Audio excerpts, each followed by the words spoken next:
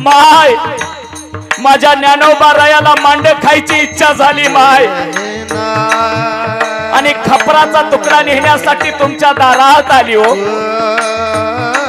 असं ए मुक्ता, तुला जर खपराचा तुकडा पाहिजे असेल ना तर घरात पडलेली भांडी तेवढी घासून घे बरं. ए ज्ञानोबा रायासाठी खपराचा तुकडा आणायला गेलेली माझी मुक्ताबाई दुसऱ्याच्या दारात भांडी घासते दादा. 1 तासाचा वेळ निघून गेला माय बाप.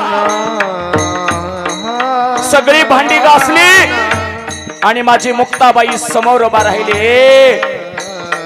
माय आता तरी दे ना ग खपराचा तुकडा. ए मुक्ते,